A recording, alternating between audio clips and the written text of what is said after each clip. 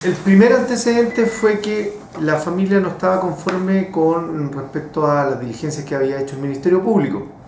Por ello, el primer trabajo que se hace en este tipo de casos y en otros es analizar criminalísticamente la carpeta investigativa, ver que la aplicación del método científico en materia de investigación pericial criminalística fue aplicado. ¿Esto qué quiere decir? Que todos los pasos básicos, digamos, recopilación de antecedentes, chequeo de los mismos, chequeo de las fuentes y aquellos de carácter técnico y científico se apeguen a la verdad técnica y científicamente comprobable. Fue así cuando en materia pericial balística se ejecutaron diligencias tendientes a realizar un cotejo respecto a la versión que daba la testigo presencial del hecho y ver si era coincidente con la trayectoria balística. Para ello se tomó el protocolo de autopsia, se generó la trayectoria intercorpórea y una vez con la trayectoria intercorpórea se concurrió al sitio del suceso. En base a esa trayectoria, en base al punto de arribo de la bala, se pudo dar cuenta de lo que decía la testigo presencial era inconsistente respecto a cómo estaba la posición del cuerpo al minuto del disparo. Entonces ya ahí nos generó un antecedente no menor. Ahí se descartó como el suicidio, de alguna forma. Eso por una parte. La otra parte, porque esto es una suma de antecedentes, la otra parte es que al revisar, bueno, el gran error que hubo en esta investigación fue que dos unidades técnicas fueron, digamos, incluidas en un mismo sitio del suceso. ¿A qué voy con esto? En el piso 14, donde supuestamente se lanza el teniente Navarrete, fue enviado la GRIM y la Brigada de Homicidio por parte de la PDI. Y en el lugar donde cae el cuerpo y el arma, fue periciado por la CIP de Carabineros y la OCAR. Entonces, ¿qué es lo que ocurre en este tipo de casos? Que tú envías dos unidades técnicas a un mismo sitio del suceso, generan informes, generan conclusiones, pero la conclusión final, el arribo final de cuáles fueron las reales causas de la muerte, no las concluye nadie. Y eso es lo que dice hoy la carpeta investigativa. No hay ningún informe que concluya, que diga que el teniente Navarrete se suicidó. Solamente si nos vamos al sitio del suceso 1, no al ramificado donde queda el cuerpo, a donde supuestamente se lanza. Los minutos previos a la tragedia, tú te vas dando cuenta que hay cierta inconsistencia. Uno, respecto a la acción criminodinámica del hecho, de cómo se da. Esto, qué es lo que hizo, cómo lo hizo, y estos antecedentes los entregó la testigo presencial. Segundo, a la posición que tomó el cuerpo, en este caso el teniente Navarrete, minutos previos, entre comillas, a lanzarse al vacío. Y lo otro, los peritajes de carácter químico. En el sitio del suceso, en el 1, hablando así, en el departamento, se sometió a peritaje, digamos, de residuos nitrados a la testigo presencial, en este caso a la pareja, en ese entonces, del teniente Navarrete, y ella presentó más de un 70% de residuos nitrados en el dorso de la mano, que es en esta parte. Entonces... Eso indicaría que ella sí disparó. Está contaminada con residuos. No necesariamente pudo haber disparado, pero sí estuvo muy cerca, entre comillas. Pero ¿qué es lo que pasa? Que el análisis químico realizado al teniente Navarrete, abajo, ya en el sitio del suceso ramificado, hecho por la OCAR, arrojó que no tiene residuos nitrados, que es negativo. Entonces, dentro de los procesos de disparo, se generan residuos nitrados, y sí o sí el operador del arma va a tener residuos nitrados. Entonces, en este caso te das cuenta que se genera un patrón atípico que te dice, oiga, ¿por qué la testigo presencial tiene un 70, y tantos por ciento de residuos nitrados y por qué el oficial no tiene? Entonces, esas preguntas de interés criminalístico que lamentablemente el fiscal no supo abordar de manera correcta. Entonces, ¿qué es lo que pasa? Que cuando la testigo presencial presenta esta cantidad de residuos nitrados, el fiscal Turtegui manda un oficio a la OCAR para que le dé respuesta sobre el tema del comportamiento de los residuos nitrados. Pero los oficiales de la OCAR, en otro oficio, dan cuenta de que ellos no pueden dar respuesta a eso porque no tienen todos los antecedentes. Y ahí ya se produce el conflicto. ¿Qué conflicto? De que ellos dan cuenta que no tienen los antecedentes. ¿Por qué? Porque ellos no trabajaron en el sitio del suceso 1.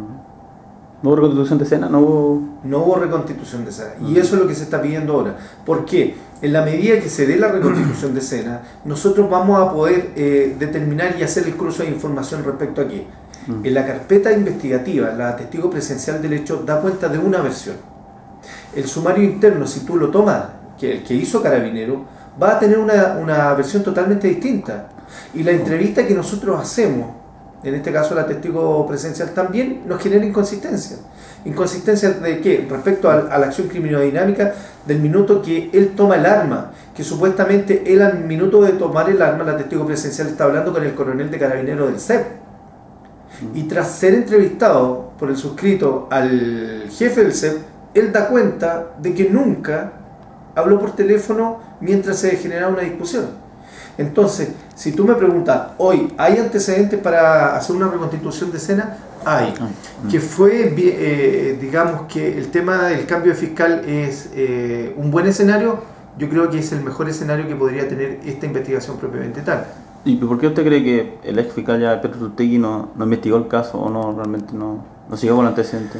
Bueno, a mí me llama mucho la atención la cadena de errores que se cometieron. Yo creo que hoy el Ministerio Público, y lo dijo un vocero de la Fiscalía Oriente tiempo atrás, es que hay buenos fiscales, hay fiscales regulares y hay otros fiscales que no deberían estar en la Fiscalía porque lícita y llanamente no saben investigar. Ellos son, digamos, buenos personajes en el análisis de los antecedentes jurídicos, pero no en temas de carácter técnico. Porque los temas de carácter técnico consultan entre comillas los órganos auxiliares que son las policías, y la policía le puede decir cualquier cosa, entonces ellos lo creen. No obstante, hay fiscales, por ejemplo en Puente Alto, donde hubo una causa también de unos jóvenes baleados por un personal policial, que ponderó de manera correcta los antecedentes que nosotros aportamos y se dio cuenta de que en ese entonces imputados habían sido baleados en el suelo, pero la policía le había dado cuenta que habían sido baleados bajo otras características. Entonces, va a depender mucho del conocimiento que tenga el fiscal. Perfecto. Y en este caso, entonces, el fiscal nuevo a cargo debería, digamos, tomar en cuenta su teoría y sí... Más allá de tomar la teoría del fiscal, debe ser lógico en el análisis. Y aquí voy con esto. Si yo tengo los antecedentes de la fiscalía, donde un informe químico de residuos nitrados me dice 70% para el testigo presencial, negativo para el operador del arma, algo te dice. Si dentro del informe él pide la carpeta y tiene todo la potestad de hacerlo, pide el sumario interno de Carabineros de Chile y toma la carpeta de la Fiscalía con el sumario interno de Carabineros y hace el cruce de la información, se va a dar cuenta claramente que hay inconsistencia. Entonces, acá hubo un muy mal manejo, primero del sitio del suceso, un muy mal manejo de las diligencias posteriores al hecho y un muy mal manejo al minuto de la ponderación de las evidencias técnicas y científicas que nosotros aportamos posteriormente. El punto recurrente que hoy está pasando en Chile y en muchas de las investigaciones, que los fiscales, a medida que va avanzando la investigación y se equivocan, llevan este error hasta el final. No te digo que son todos, pero algunos lo llevan hasta el final. Y cuando lo llevan al final y quedan desacreditados, eso viene a cuestionar netamente al sistema.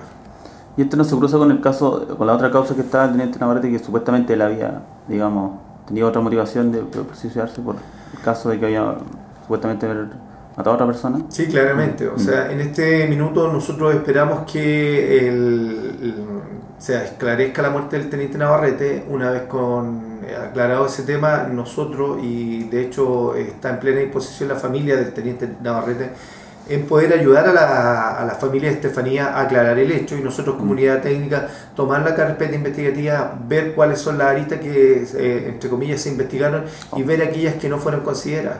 Y por último, ¿cuándo esperaría tener resultados positivos en este tema? Bueno, el fiscal hay que ver cuánto tiempo va a analizar los antecedentes, y una vez que se nos geste te vuelvo a insistir, la reconstitución de escena, para nosotros va a ser el escenario ideal, porque con ello empíricamente vamos a dar cuenta de las inconsistencias de carácter técnico y científico que hoy están en la carpeta investigativa, que no fueron consideradas y que lamentablemente hoy, digamos, toda esta incertidumbre fue netamente por una mala investigación. ¿Usted cree que el fiscal dejó su cargo por esto también, por el error en este caso específico? No sé si fue por este caso, pero claramente no vi mayor interés de él en este tipo de diligencia. que la ponderación de los elementos que se le entregó fue sujeto y considerado por las propias policías, y te vuelvo a insistir, la experiencia me muestra que el error es recurrente en informes de carácter técnico y científico. Por ende, es una pena que este fiscal, lo digo, abandone el caso ya a puertas de nuevas diligencias, y esperando que este nuevo fiscal tenga los conocimientos claros para poder llegar a esclarecer todo este hecho. Okay.